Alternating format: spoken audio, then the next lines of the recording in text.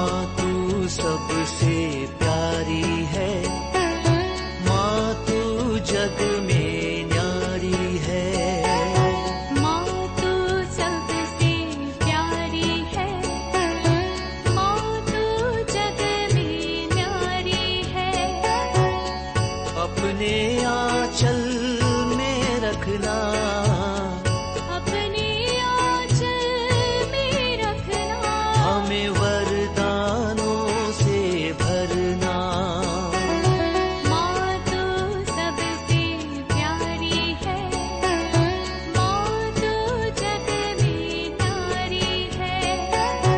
माँ तू सबसे प्यारी है, माँ तू जग में न्यारी है।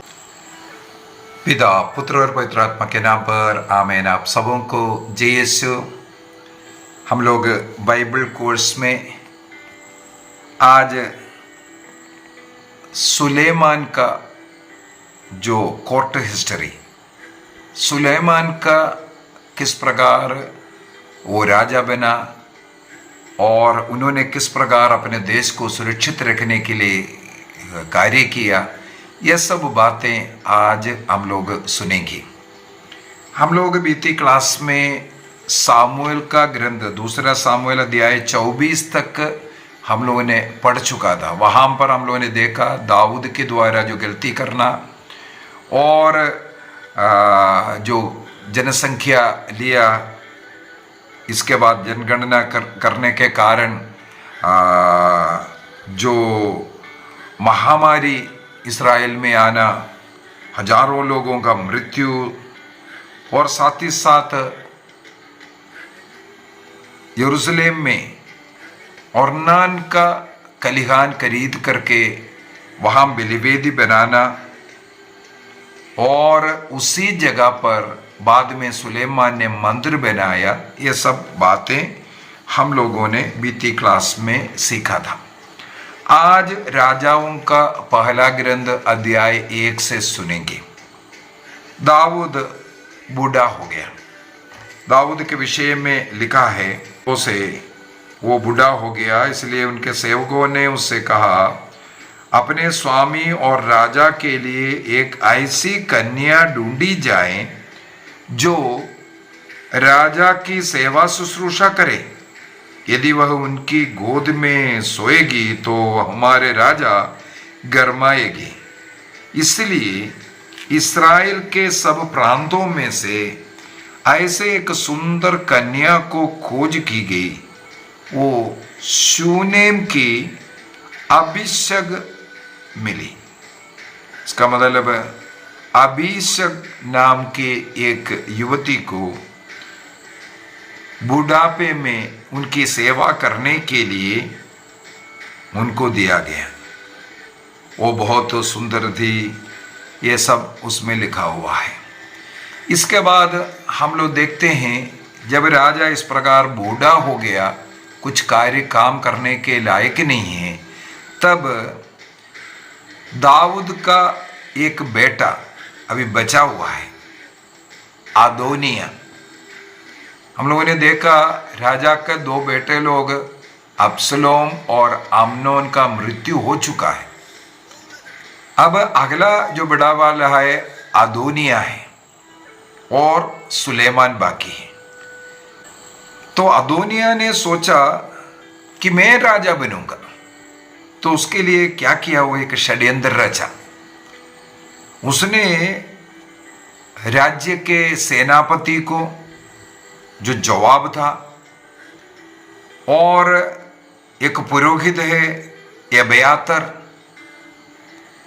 इन्हें अपने साथ लेकर के वो जाते हैं राजा बनने के लिए। लेकिन उनके साथ निमंत्रण तो मिला था, पुरोहित सादोक है और जो शिमई साबुल का रिश्तेदार है और जिसने पहले राजा दाऊद को गाली दिया, इसके बाद राजा ने क्षमा किया और उनके साथ रहने दिया, वो भी नहीं गया। तीसरा नाथान नबी, वो भी नहीं गया। लेकिन जोवाब जो सेनापति है वो तो गया, और जो एब्यातर नाम का एक पुरोहित, हमें मालूम है साउल के डर से भाग करके आया था और दाऊद ने उन्हें शरण दिया, प्रभु का मंजूषा को ढोने के लिए, उसकी सेवा करने के लिए दाऊद ने उन्हें नियुक्त किया था। अदोनिया ने उसे निमंत्रण दिया, अदोनिया ने बुलाया, तो वो उसको सुन करके जाते हैं। तो ये घटना नाथान को पता चला, तो नाथान ने फटाफट आकर के बैतशबा से ये बात कहा। देखो, अदोनिया राजा बनने के लिए पुरोहित एब्यातर को लेकर के गया है। एब्यातर को इसलिए लेकर जाते, अभिषेक करना है, राजा का अभिषेक करना जरूरी है, इसलिए उनको एक पुरोहित मिल गया। लेकिन सादोक जो महायाजक है वो गया नहीं। ये खबर नातान ने जब बैतशबा को दिया, बैतशबा भाग करके दाऊद के पास पहुंचा, क्योंकि दाऊद ने उससे आश्वासन दिया था, तुम्हारा पुत्र सुलेमान ही मेरे बाद हमारे देश का राजा बनेगी। तो अभी उनको पता चला है जो अदोनिया राजा बनने के लिए लेकर गया है। तो तुरंत दाऊद कहते हैं सुलेमान को बुला लो और सुलेमान को मेरा गधा दे दो। उस गधा के ऊपर बिठा करके सुलेमान को भेजते हैं उनका अभिषेक करने के लिए। अभिषेक करने के लिए उनके साथ में सबसे पहले सादोक महापुरोहित हैं और नबी नाथान हैं। इनको साथ में देकर करके इनसे कहा, जाओ गीहोन के नदी के पास जा करके इनका अभिषेक करो। अध्याय 1 में हम लोग ये पढ़ सकते हैं, वाक्य 38 और 38 से लेकर के, राजाओं का पहला ग्रंथ अध्याय 1 वाक्य 38 से हम पढ़ सकते हैं। इसलिए याजक सादोक नबी नाथान और यहोयादा का पुत्र बेनाया केरीतियों और पलेतियों के साथ नीचे उतरे और वे सुलेमान को राजा दाऊद के कच्छर पर बिठाकर गीहोन के पास ले गए। देखो, कच्छर के ऊपर बैठा करके लेकर के जाना। राजा दाऊद के पास एक खच्चर था जिसके ऊपर वो सवार करता था। अभी दाऊद के पुत्र सुलेमान नहीं, प्रभु ईसा मसीह का यरूशलेम प्रवेश के समय पर भी हम लोग देखते हैं बछड़े के ऊपर, गधे के बछड़े के ऊपर बैठ करके वो भी प्रवेश किया, क्योंकि वो दाऊद का पुत्र। इसलिए यहां पर हम लोग देखते हैं दाऊद के पुत्र सुलेमान को जिसे राजा बनाना था वो कच्चर मिलता है, उसके ऊपर बैठ करके वो जाता है। देखो, मैं इसलिए ही जो अर्थ यहाँ, इसका अर्थ ईसा मसीह में कैसे है, कैसे हम लोग वहाँ देखा, क्यों ईसा मसीह वहाँ बछड़े के ऊपर बैठ करके, गधे के ऊपर बैठ करके यरूशलेम में प्रवेश किया, यह सब दाऊद के पुत्र, दाऊद ने जो कार्य किया, इसका मतलब ईसा मसीह वो मुक्तिदाता है, ये दिखाने के लिए सब घटना हुआ है। तो वहाँ पर जाकर के वाक्य 39 में हम लोग पढ़ते हैं, वहाँ पर याजक सादोक ने उसके ऊपर तेल डाल करके सुलेमान का अभिषेक करते हैं, राजा के रूप में अभिषेक करता हुआ। तो एक यहाँ पर एक षड्यंत्र अदोनिया के द्वारा, और अदोनिया को अब पता चला राजा दाऊद ने सुलेमान को राजा बना दिया, तब वो घबराना शुरू किया। अभी आगे हम लोगों को देखना है, एक शत्रु के रूप में अब अदोनिया है, सुलेमान का भाई है, लेकिन वो एक प्रकार का शत्रु के समान है। अभी उस अदोनिया का साथ देने के लिए कुछ लोग गए, और यहाँ होते हुए भी कुछ लोग सुलेमान का आगे चल करके शत्रु बन सकता है। ऐसे लोगों के विषय में यहाँ पर हम लोगों को राजाओं का ग्रंथ, पहला ग्रंथ के अंदर कुछ घटना और पढ़ना और सीखने की जरूरत है। जब राजा सुलेमान जब राजा बन गया, अदोनाई ये सुना और अदोनिया को ये अच्छा नहीं लगा। वो दुखी हो करके वो यहाँ वहाँ चलता रहा, और वो सुलेमान से डरना भी शुरू किया, कहीं सुलेमान उसे मार ना डाले। इसलिए हमें मालूम है वेदी के एक कोने में जाकर के पकड़ेगा तो उसको कोई मार नहीं सकता, ऐसा है कि वो जाकर के उसी को ही पकड़ते हैं। हम लोग पढ़ते हैं वो जाकर के कंगूरों को पकड़ा करके।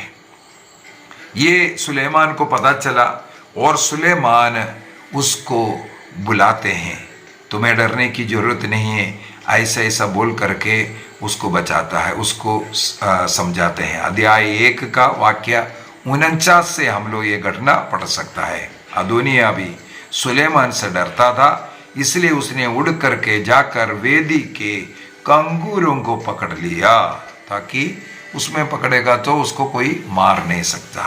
लेकिन सुलेमान ने को जब पता चला, सुलेमान उसको वापस बुलाता है, घर भेजते हैं। अभी अगला घटना, दाऊद का मृत्यु होता है। दाऊद की मृत्यु होना, दफनाना, ये सब हम लोग अध्याय 2 के अंदर पढ़ते हैं।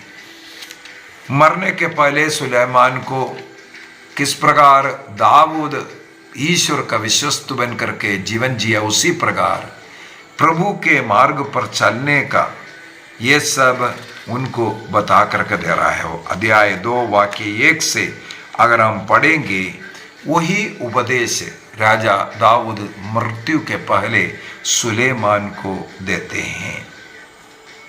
और दाऊद का मृत्यु के विषय में अध्याय 2 वाक्य 10 में लिखा हुआ है, दाऊद ने अपने पूर्वजों के साथ विश्राम किया और वह दाऊद नगर में कब्र में रखा गया। दाऊद नगर में उनका कब्र है। अभी भी हम लोग जाते हैं तो कुछ जो अपर रूम के नीचे उस दाऊद का कब्र बोल करके रखा हुआ। मैं जो होली लैंड का जो क्लासेस के अंदर मैंने उस जगह सब आपको दिखाया था। इसके बाद सबसे बड़ा शत्रु उनका भाई अदोनिया। अभी अदोनिया का मन में दाऊद को उनकी सेवा करने के लिए वृद्धावस्था में एक लड़की, एक सुंदर लड़की अभिषेक, उसके ऊपर दिल लग गया और अदोनी जाकर के ये आग्रह सुलेमान के मां बेत्शबा से कहते हैं, आप सुलेमान से बोल करके मेरा विवाह करा दीजिए। और बेत्शबा सीधा जाते हैं सुलेमान से मिलने के लिए। ये भी एक घटना हमें जानने की जरूरत है। जब सुलेमान को मिलने के लिए बेत्शबा जाते हैं, अध्याय 2 वाक्य 19 से मैं पढ़ना चाहूंगा, ये बहुत मुख्य बात है। अध्याय 2 वाक्य 19, राजाओं का पहला ग्रंथ अध्याय 2 वाक्य 19। यहां पर लिखा है, जब बेत्शबा राजा सुलेमान के पास अदोनिया के विषय में बात करने आई, तब राजा उड़कर उससे मिलने आगे बढ़ा। देखो, राजा उड़कर अपने मां को स्वागत करने के लिए आगे बढ़ते हैं। माता मरियम और ईसा मसीह के साथ ये पार्लिसम हम लोग देख सकते हैं। और आगे उसने नमन किया। कई लोग बोलते हैं ईसा मसीह माता मरियम को आदर नहीं देते हैं। ये सब बहुत गलत बातें हैं। माँ मरियम को जन्म से लेकर के मृत्यु तक माता मरियम का आदर करने वाले प्रभु को हम पाते हैं। जन्म से लेकर के मृत्यु तक मां का आदर करने वाला प्रभु। यहां पर हम लोग देखते हैं उसका एक चिन्ह के रूप में सुलेमान महाराजा अपने राज सिंहासन से उड़ करके वह मां के पास आते हैं और उनके सामने नमन करते हैं। इसके बाद फिर सिंहासन पर बैठकर राजमाता के लिए भी एक आसन मंगवाया। ये ध्यान रखना, इससे पूर्व में या इसके बाद में कहीं इस्राएल के इतिहास में हम लोग यूदा देश के इतिहास में पढ़ने के लिए मिलेगा, लेकिन इस्राएल के इतिहास में पढ़ने के लिए नहीं मिलेगा। राजमाता के लिए भी एक आसन मंगवाया जिससे वह उसके दाहिने बैठ सके। कहां बिठाया? दाहिने साइड में। यहां से राजमाता जो देश का, जो हम बोलेंगे राजा के बाद जो अगला स्थान राजमाता को मिल गया। राजा का पत्नी नहीं है बल्कि राजा का मां उस देश का रानी बनते हैं। यूदा देश के जो भी राजाओं का वर्णन कर रहा है, आगे चल करके मैं बताऊंगा उसको भी, वहां पर हम लोगों को यही मिलेगा, राजा के मम्मी का नाम लिखा हुआ मिलेगा, क्योंकि उनके लिए वहां एक कुर्सी तैयार है। कहां की ओर हमें ये लेकर के जाते हैं? माता मरियम का स्वर्ग में उद्ग्रहण होना और रानी का मुकुट पहनाने के विषय में कलीसिया सिखाते हैं, इसके साथ जोड़ करके, इसके साथ जोड़ करके। और आगे बढ़ते हैं। वहां पर बैठ करके राजमाता ने राजा सुलेमान को अदोनिया के इच्छा के विषय में बताया। अदोनिया पिता के उस दासी से विवाह करने के लिए, अभिषेक से विवाह करने के लिए आग्रह प्रकट किया। तुरंत सुलेमान क्रोधित होकर के अपने पिता के पत्नी उपपत्नी के से विवाह करने के लिए आग्रह प्रकट करने वाला उस अदोनिया को मार डालते हैं। इसका मतलब है सुलेमान का एक बहुत बड़ा शत्रु का मृत्यु इसी प्रकार होते हैं। वहां से इसका मतलब उनका देश को एक प्रकार का सुरक्षा मिलने का एक कारण है। दूसरी बात, अदोनिया का जो राजा बनाने के लिए साथ देने वाले लोग, मतलब सुलेमान के खिलाफ है, इसका मतलब उनका कैसे? सबसे पहले पुरोहित था एक अबियातर, उस अबियातर को अपने स्थान से स्थान भ्रष्ट किया, उनका वध नहीं किया, क्योंकि राजा दाऊद ने उनका आदर दे करके प्रभु का मंजूषा की सेवा में लगाया हुआ था। लेकिन अबियातर को वहां से भगाते हैं, उनको अपने देश से ही निकाल दिया, काम से निकाल करके दिया। ये अबियातर के विषय में मैं मालूम है, ये एलियासर के साउल के डर से नोब देश से भाग करके आया था। तब दाऊद ने उसको रहने के लिए दिया और दाऊद ने उसका ये जो मंजूषा का कार्य करने के लिए सौंपा गया था। तो इस अभियातर को उस कार्य से निकालने का मतलब हो गया।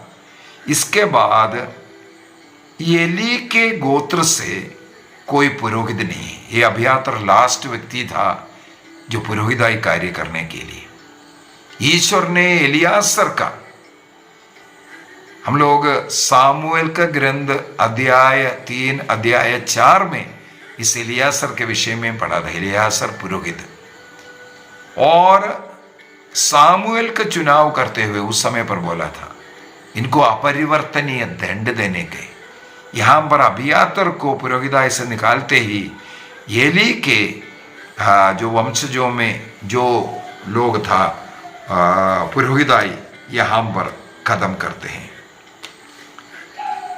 ये हम लोग राजाओं का पहला ग्रंथ अध्याय 2 वाक्य 26 से हम लोग ये पढ़ सकते हैं, 26 से पढ़ सकते हैं किस प्रकार। और वाक्य 27 में क्या लिखा है, इस प्रकार सुलेमान ने अबियातर को प्रभु के याजकीय पद से हटा दिया। प्रभु का एक कथन पूरा हुआ जो उसने शिलो में एली के घराने के विषय में कहा था। देखो लिखा हुआ है, एली के विषय में जो बता था वो इसके द्वारा खत्म हुआ।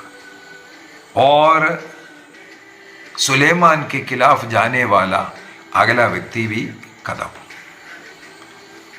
अभी तीसरा व्यक्ति है राजा दाऊद का ईमानदार सेनापति।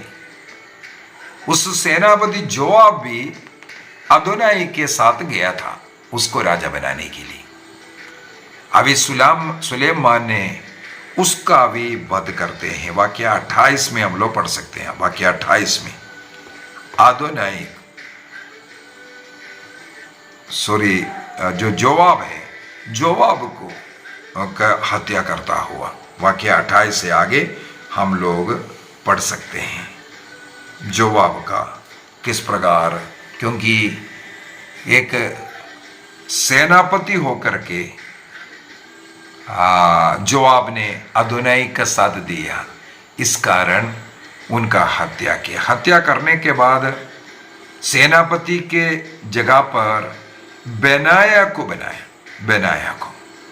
और अबियातर को पुरोहिताई से हटाने के बाद सादोक वहां का उस पुरोहिताई कार्य करना शुरू किया। सादोक और बेनाया सेनापति। इसका मतलब सुलेमान ने फिर से अपने देश को सुरक्षित रखने के लिए जो विरोध करने वाले लोगों का संहार करना शुरू किया। एक और कंपेयर हम कर सकते हैं, एक और पढ़ने के बाद देखो अगला वाक्य 26 से शिमेई को प्राणदंड दे रहा है बोल करके। अभी ये शिमेई कौन है? हमें मालूम है जब दाऊद अब्सलोम के डर से भाग रहा था उस समय पर रास्ते में ये शिमेई उनको गाली दे रहा था, उनके ऊपर पत्थर मार रहा था। तब उनको वध करने के लिए बोला तो दाऊद ने बोला मत मारो। ईश्वर ने हो सकता है उनको प्रेरणा दिया मुझे ऐसा शाप देने के लिए ऐसा। और लौट करके जब आया इस शिमेई ने दाऊद से माफी मांगा। इतना गाली देने वाला, इतना पत्थर मारने वाला, दाऊद को इतना निंदा करने वाला शिमेई को दाऊद ने दिल से माफ कर दिया। और उस शिमेई हमें मालूम है साउल का रिश्तेदार है।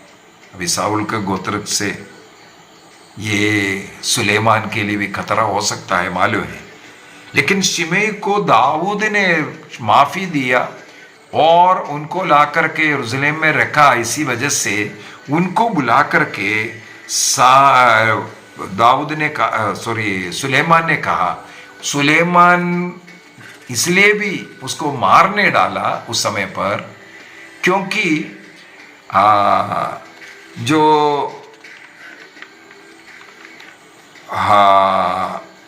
अदोनिया उनको बुलाया था राजा बनाने के लिए। जब जाते वक्त अदोनिया ने शिमेई को भी बुलाया, लेकिन शिमेई नहीं गया था उस समय पर। वो सुलेमान का साथ देकर के वहीं रुक गया था, इसलिए भी इन्हें उस समय पर मारने डाला। लेकिन उनको बुला करके कहा तुम इस यरूशलेम को छोड़ करके बाहर नहीं निकलोगे। जिस दिन तुम यरूशलेम छोड़ करके कहीं बाहर निकल गया उस दिन तुम्हारा वध करेंगे। शिमेई ने मान लिया, वहां पर रह रहा था। यदि इस यरूशलेम नगरी को छोड़ करके इस कद्रोन नाले को तुम अगर कभी पार किया तुम्हारा वध होगा, ये बोला था। वाक्य 36 से हम लोग देखते हैं कुछ वर्षों के बाद या 3 वर्ष के बाद उनके शिमेई के 2 दास लोग वहां से भाग गया, गत में पहुंच गए। उनको वापस लेकर के यरूशलेम लेकर के आने के लिए ये शिमेई ने केद्रोन पार करके गत में गया और गत से उनको लेकर के आया। ये सुलेमान को पता चला, 3 वर्ष के बाद की घटना है। शिमेई ने शायद शर्त भूल गया होगा, लेकिन सुलेमान नहीं भूला था। तुरंत सेनापति बेनाया को बुला करके शिमेई की हत्या करने के लिए बोला। इस प्रकार एक और व्यक्ति जो अब अपने पिता का शाप करने वाला, साउल के साथ देने वाला, साउल का दोस्त, उनके रिश्तेदार शिमेई को भी इन्होंने मार डाला। और हमें मालूम है साउल का एक पौत्र मेफीबोशेत, उसको भी दाऊद ने वहां रहने के लिए दिया था, मेफीबोशेत को। लेकिन मेफीबोशेत को भी सुलेमान ने हटा रहा है। इस प्रकार जो भी उनके राज्य के लिए रुकावट डाल सकता है, बाधा हो सकता है, देश को सुरक्षित रखने के लिए उन्होंने सबसे पहले ऐसा दुश्मन हो सकता जो भी खिलाफ था उनका विनाश किया। इस प्रकार देश को सुरक्षित रखने का कोशिश उसने किया। सुलेमान अपने सिंहासन में बैठ करके सबसे पहले शत्रुओं का, अपने ही देश में जो शत्रु है उनका नाश करता हुआ। इसके बाद वो दान से लेकर के बेर्शेबा तक का 12 गोत्र है, उसको एक साथ रह करके, और जो सेना के सेनापति जो बेनाया है, पुरोहित सादोक, उनको सब उपयोग करते हुए इनके ऊपर बेनाया को और सादोक को सब नियुक्त करना, ये सब कार्य किया। अगला, यूदा देश के लिए कोई भी ऐसा शत्रु बन सकता है, उनका वध करते हुए वो एक प्रकार यूदा देश का, यरूशलेम का शुद्धिकरण का कार्य करते हैं। अब ये अध्याय 3 से अगर हम आगे पढ़ेंगे, अध्याय 3 से, वहां पर सुलेमान ने अपने देश को और विस्तृत करने के लिए एक और उपाय ढूंढा। वो सबसे पहले जाते हैं मिस्र देश से हाथ बढ़ाते हैं। राजा फिरौन को मिलकर के उनकी बेटी से वो शादी करते हैं। इसका मतलब मिस्र देश इस्राएल के साथ दोस्ती हो गया। उनके पुत्री से विवाह कर उसने यही कोशिश किया, मिस्र देश, इजिप्ट देश इस्राएल के साथ संधि में रहे, उनके साथ उनका कोई आक्रमण हमारे देश में ना हो। इस प्रकार आसपास के जितने भी देश हैं उन देशों का भ्रमण करके वो वहां के राजकुमारियों को अपना पत्नी बनाना शुरू किया। इसका मतलब सुलेमान ने अपने देश को आक्रमण से बचाने के लिए इस्राएल के चारों तरफ जितने भी देश था वहां के रानियों को शादी किया। अध्याय 3 में हम लोग ये भी देख सकते हैं, ईश्वर से मांग करके सबसे बड़ा ज्ञानी के रूप में ज्ञान, प्रज्ञा उनको जो मिलने का, और वाक्य 16 से लेकर के इस प्रकार का प्रज्ञा प्राप्त करने वाला वो व्यक्ति किस प्रकार निर्णय करता है, ये सब हम लोगों को पढ़ने के लिए मिलेगा। अध्याय 3 का वाक्य 16 से अगर हम पढ़ेंगे। अगला एक और कार्य हम लोगों को यहां पढ़ने के लिए मिलता है, सुलेमान राजा बनकर के सबसे पहला कार्य यरूशलेम मंदिर बनाने का होना चाहिए, क्योंकि दाऊद के द्वारा बनाने के लिए कोशिश किया, सारे सामान इकट्ठा तो किया, लेकिन ईश्वर ने कहा तुम्हारा पुत्र सुलेमान के द्वारा बनाएगा और उसके लिए ज्ञान का, प्रज्ञा का जरूरत है। तो ईश्वर ने इसे ऐसा विजडम से, प्रज्ञा से, ज्ञान से संपन्न किया। ये सब हम लोग यहाँ पर अध्याय 3 के अंदर पढ़ सकते हैं। अध्याय 4 में जाएगा तो राजा सुलेमान का अनेकों पदाधिकारियों के विषय में लिखा हुआ मिलेगा, पदाधिकारियों के। और अध्याय 5 में भी सुलेमान का कितना बड़ा ख्याति है, अन्य देश लोग कैसे उनको मानते हैं। और अध्याय 5 के अंदर हम लोग ये भी देख सकते हैं कि मंदिर निर्माण का कैसे तैयारी चल रहा है, अपने लिए घर का, महल का और मंदिर का जो बनाने का तैयारी। अध्याय 6 में हम लोगों को ये वाक्य 1 में लिखा हुआ है, इस्राएलियों के मिस्र देश से निर्गमन के 480वें वर्ष, मतलब 480 वर्ष जब मिस्र देश की गुलामी से निकलने के बाद 480 वर्ष जब हुआ, तब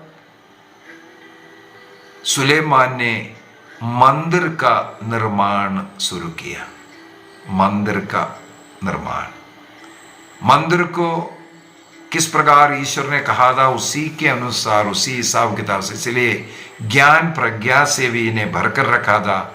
ये मंदिर का जो निर्माण का मुख्य जो कार्य को देखने के लिए। अध्याय 7 में भी हम लोग देख सकते हैं उनके लिए निजी भवन का निर्माण। 13 वर्ष भवन में निर्माण में सुलेमान को 13 वर्ष लगा करके, है ना, 13 वर्ष लगा करके अपने लिए एक निजी घर भी वो बनाता है। तो इस प्रकार उसमें भी क्या क्या लगा हुआ है, ये सब अध्याय 6, 7 में सब हम लोगों को पढ़ने के लिए मिलता है। और हमें ये भी समझने की जरूरत है, मंदिर का निर्माण पूरा होने का मतलब हो गया जो निर्गमन का जो कार्य, एक्सोडस जो कार्य किस लिए हुआ। वहां पर मूसा नबी जाकर के वहां के राजा से यही कहा था, फरो से यही कहा था, इस्राएलियों को छोड़ दो ताकि वो जाकर के अपने ईश्वर की आराधना करें। तो वहां से निकलने के 480 वर्ष के बाद एक्चुअली मंदिर बन रहा है और ईश्वर की आराधना करने का एक अवसर उनको मिल रहा है। इसका मतलब ये जो निर्गमन की जो भी एक्सप्लेनेशन चल रहा था, निर्गमन ग्रंथ से जो चल रहा था, यहां आकर के वो समाप्त हो रहा है। राजाओं का पहला ग्रंथ अध्याय 8 में आकर के मंदिर का वो समर्पण, प्रतिष्ठा के विषय में सब हम लोग पढ़ते हैं। यहाँ पर राजा सुलेमान ने प्रभु का मंजूषा दाऊद नगर में रखा हुआ था, उसको लेकर के आने के विषय में, उसको इस मंदिर में स्थापित करने के विषय में और दाऊद का प्रार्थना के विषय में सब हम लोग देख सकते हैं। अध्याय 8 का वाक्य 9 में एक और बात हम लोगों को महत्व देने वाले एक बात है। वहां पर लिखा है, मंजूषा में केवल उस विधान की 2 पार्टियां थी। हम लोग जनरली सीखते हैं कि बताते हैं कि मंजूषा में 3 चीजें रखा हुआ था। इब्रानियों का पत्र अध्याय 9 वाक्य 3 में हम लोग ये पढ़ सकते हैं। इसका मतलब सुलेमान ने जब मंदिर बनाया, उस मंदिर में जब मंजूषा रखा गया, उस समय पर मंजूषा में केवल 2 नियमों का पाटियां है। हारून की फलवित हुआ झड़ी नहीं है और मन्ना से भरा हुआ पात्र भी नहीं है, केवल मंजूषा में पटियां हैं जिसे प्रभु ने इस्राएलियों के लिए निर्धारित किया। ये अध्याय 8 का वाक्य 9 में हम लोग पढ़ सकते हैं।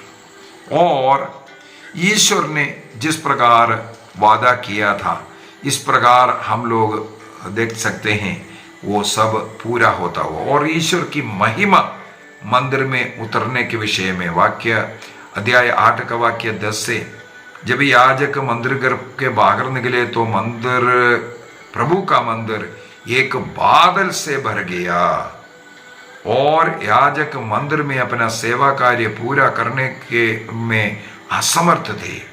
प्रभु का मंदिर प्रभु की महिमा से भर गया। इसका मतलब प्रभु के लिए मंदिर बनाया और प्रभु की महिमा वहां उतर आया। इस्राएलियों का जीवन इस प्रकार मंदिर से जुड़ा हुआ जीवन होना चाहिए। और यहाँ पर सुंदर तरीके से जो सुलेमान प्रार्थना करते हैं, अध्याय 8 के अंदर हम लोग सुलेमान की इस प्रार्थना वाक्य 22 से अगर पढ़े, पूरा सुलेमान का प्रार्थना बोल करके एक एक बात को उठा करके वह प्रार्थना करते हैं। प्रभु तू यहाँ पर सब लोगों के लिए न्याय का जगह होना है और इस जगह पर आकर के अपने पापों को स्वीकार करते, उनके पापों को क्षमा करना। वाक्य 35 में लिखा हुआ है, जब इस्राएल में आशीष की कमी अर्थात बारिश नहीं है, गर्मी है, ऐसे समय पर जब लोग यहाँ आकर के तुझसे विनती करेंगे तो स्वर्ग से उनकी प्रार्थना सुनना। और वाक्य 37 में लिखा हुआ है, जब लोग बीमार होंगे, उनकी खेतीबाड़ी नष्ट होंगे, तुम उनकी प्रार्थना सुनना। और वाक्य 41 में देखिए, 41 में लिखा हुआ है, जब विदेशी लोग, अन्य देश के लोग भी, अन्य विश्वासी लोग भी अगर यहाँ आकर के प्रार्थना करेगा तुम उनका भी प्रार्थना सुनना।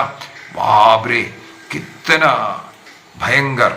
और वाक्य 44 में लिखा है, जब युद्ध के लिए जब जाएंगे तब इस देश की ओर, इस नगर की ओर, देखो यरूशलेम की ओर देख करके प्रार्थना करना। हम लोग दानियेल के ग्रंथ में पढ़ते हैं, दानियेल 7 बार प्रार्थना करता था। उनके कमरे का खिड़की यरूशलेम की ओर जो खुलता था वो खोल करके यरूशलेम की ओर देख करके, यहूदी लोग चाहे दुनिया के किसी कोने में रहता है, यरूशलेम की ओर देख करके प्रार्थना करना, ये यहाँ पर है। जब युद्ध के लिए जाएगा इस नगर की ओर देख करके जब प्रार्थना करेंगे उनकी प्रार्थना सुनना। पूर्वी कलीसिया ईस्ट की ओर देख करके प्रार्थना करते हैं हमेशा। उनका चर्च ईस्ट की ओर बनाता है, ईस्ट वेस्ट में चर्च बनाता है। ईस्ट की ओर देख करके, पूर्व की ओर देख करके हमेशा प्रार्थना करता है। ये सब इसका उद्देश्य ये है, यहाँ पर सब बाइबल में लिखा हुआ है। जब तुम तेरे इस मंदिर की ओर देख करके कोई प्रार्थना करेंगे तब तुम उनकी प्रार्थना सुनना। और वाक्य 46 में, पाप के कारण कोई बंधन में है उनकी भी प्रार्थना तुम सुनना।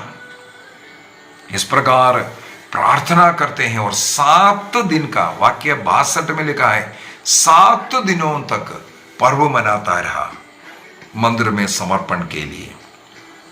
और अध्याय 9 में हम लोग देखते हैं, फिर से सुलेमान को ईश्वर दर्शन देकर के कहते हैं, जिस प्रकार तुम्हारा पिता दाऊद रहा उसी प्रकार तुम भी ईमानदार रहना।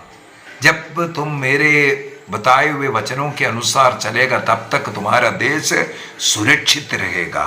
इस्राएल में तुम्हारा सिंहासन हमेशा के लिए रहेगा।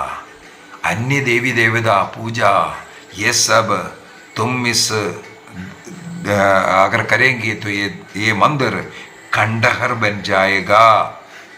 तो उसके लिए नहीं छोड़ना। आगे चल करके मूर्ति पूजा के कारण, अन्य देवी देवताओं के पूजा के कारण हम लोगों को मालूम है यरूशलेम मंदिर टूट गया था। तो अध्याय 9 वाक्य 10 को, अध्याय 9 का वाक्य 10 को हम लोग थोड़ा सा पढ़ लेते हैं। वहां पर लिखा है, सुलेमान ने 20 वर्ष में 2 भवनों का अर्थात प्रभु का मंदिर और राजभवन का निर्माण पूरा किया। तो ये सब लिखा हुआ है। और अध्याय 10 में भी सुलेमान का फिर से वैभव के विषय में। तो अध्याय 10 तक सुलेमान ने अपने देश को किस प्रकार सुरक्षित रखा, शत्रुओं को मार डालना और अन्य देश से स्त्रियों से विवाह कर जो लड़ाई को रुकाना, लड़ाई नहीं, मित्रता के द्वारा शांति लाकर रखना, इस प्रकार का कार्य किया। ये अध्याय 10 तक सुलेमान का वैभव, उनका धन संपत्ति, उनका बुद्धि का, यह सब हम लोग पढ़ सकते हैं। अभी अगला क्लास अभी कल लूंगा 11वां अध्याय से। वहां पर सुलेमान का पाप के विषय में लिखा। यहां पर हम लोगों ने देखा अन्य जाति के, अन्य फराओ के पुत्री को या अन्य देश के पुत्रियों को, राजकुमारियों से विवाह कर वो अपने देश को बढ़ाया, देश में शांति लाया। वो उनके लिए पाप का कारण बना। उसके विषय में हम कल पढ़ेंगे। आइए हम अपनी आंखें बंद करें। आज हम लोगों ने राजा सुलेमान किस प्रकार राजा बना और उन्होंने अपने देश की सुरक्षा के लिए क्या क्या कार्य किया, यह सब हम लोगों ने मनन चिंतन किया। और रानी बेतसबा के लिए राजा ने अपने सिंहासन के दाहिने साइड में एक सिंहासन डालता हुआ बेतसबा रानी बनना, ईसा मसीह संसार का राजा और माता मरियम रानी, इसको दिखाने के लिए। और आगे यूदा गोत्र का जितने भी राजा, उनकी मां का रानी के रूप में दिखाते हुए हम लोग देखते हैं। आइए हम अपने जीवन को समर्पित करें। जिस प्रकार सुलेमान ने मंदिर का निर्माण कर उस मंदिर में आकर के जो भी प्रार्थना करेंगी उनको आशीष मिलने के विषय में, हमारा जीवन भी ईश्वर के बलिवेदी से, मंदिर से जुड़े हुए, मिस्सा बलिदान से जुड़े हुए होना जरूरी है। इसका प्रतीक है ये राजाओं का ये पहला ग्रंथ अध्याय 1 से अध्याय 10 तक का ये वाक्य अध्यायों में हम लोगों ने जो सुना। ईश्वर के मंदिर को पहला स्थान देना, उस मंदिर से जुड़ा हुआ जीवन, पवित्र जीवन, प्रभु के मार्ग पर चलना। अन्यथा क्या होने वाला है आगे के क्लास में हम लोग देखेंगे। पिता, पुत्र और पवित्र आत्मा के नाम पर आमीन। आप सबों को जय यीशु।